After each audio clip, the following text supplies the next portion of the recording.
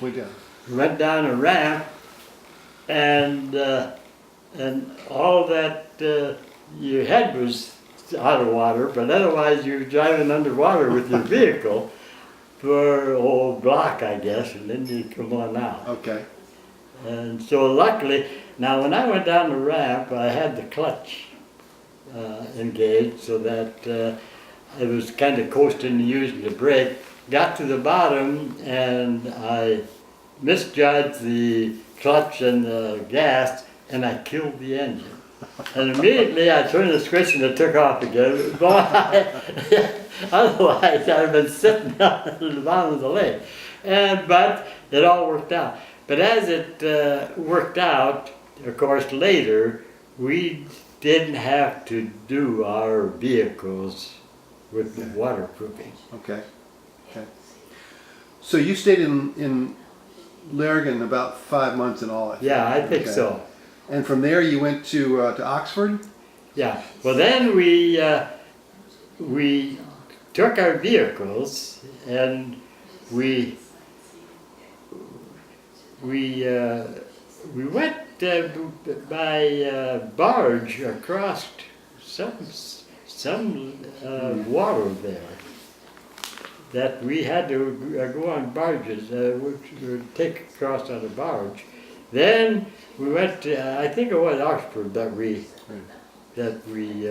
then we just camped there. Because you were there for about 2 months, I think, in Oxford. Yeah, I think Okay. so, yeah.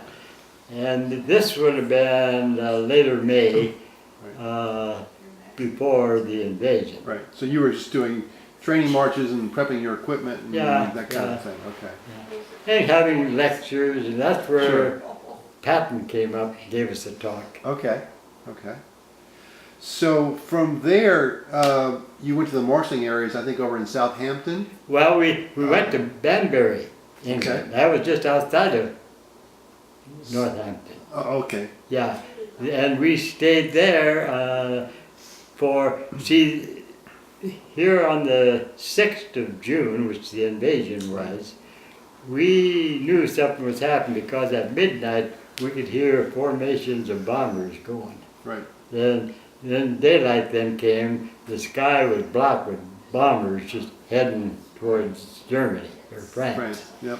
And but we were in the Signal Corps and had no armament, so we didn't go over until they established a beachhead, Right. so that we could set up our camp.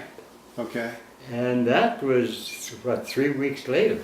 Okay. So if D-Day was June 6th, you were there toward the end of June, somewhere around the end of June. No, I think it was the end of June or the first part of July that we actually went over. Well, then we went over on landing craft, but we were close enough then we could just drive off with the landing craft. So did you get off at Normandy or one of the other beaches, or do you remember? It was Normandy. You were at Normandy. Yeah, So that by then they had obviously had something of a beachhead. Well, they had pushed the Germans. They had destroyed the pillboxes on the hill and pushed the Germans back far enough so we could set up camp. So the first town you went to was what? Barneville? Barneyville. Barneyville. Well, yeah, that, and we set up camp. Now we were in charge of communication from headquarters to the front lines. Right. And so we had teletype machines in big trucks. And a big generator that we pulled, that gas generator that supplied power for the teletype machines. So it was then that's when we actually entered the war. Okay, okay. So as you're moving forward, based on my research, the resistance at St. Lo was very challenging. Yeah, that was really a tough place, and the town had been heavily shelled. Yeah, that was a big battle. Okay, okay. And so the first part, days after we got there, we didn't move up very fast. we'd probably stay 3 or 4 days at a spot and then move forward. And as the Germans fell back, we would keep Right. moving up. So once you had the breakthrough at San Lo, my understanding was the Army moved very, very quickly Yeah. after that. And so your challenge was to try and keep up with That's the right. Army. We were within the front lines all the time, Right. but a front line isn't a line. It can be back and forth for 2-3 miles. It staggers, you know. Yeah. It depends on where the resistance is and where they broke through. Okay. As you moved across France, how did the people respond? The French responded very favorable.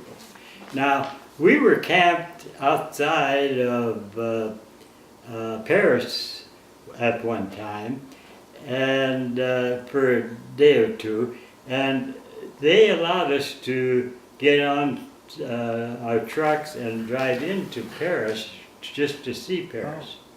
And so one day we drove in and went downtown Paris. I went through the Arc de Triomphe and Eiffel Tower, all that stuff, you know. We were able to see that. Cool. And experience it.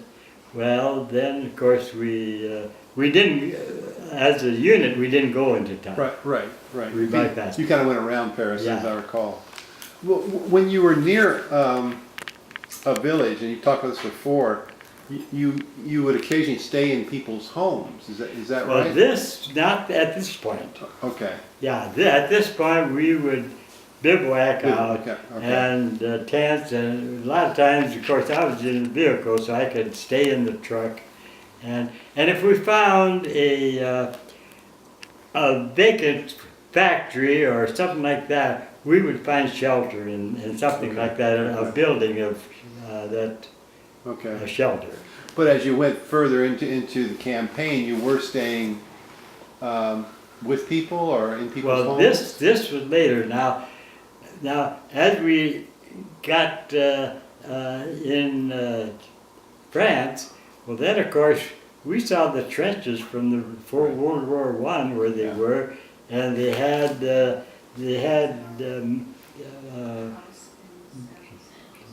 cement barriers for tanks, big lines of them deep. Was it the Maginot Line or something? Yeah, that's the Maginot Line. Yeah. And then they had the tank traps and stuff that they, and that was almost into Germany before Okay. that was. Okay. All right. And then we got into Germany, and it was there that, well, by then it was winter time, or it was getting cold, Right. rainy, and so it was there that we had a German guy that was our interpreter, and he spoke German. In fact, he lived in Germany and came to America, so he spoke very fluent. And so the captain would take him with him on the jeep, and then as many houses we needed. We traveled more or less as not in a battalion. Our company was Company B, so we kind of traveled with that Company B, but we were in the area of the same companies. But each company had kind of its own arrangement for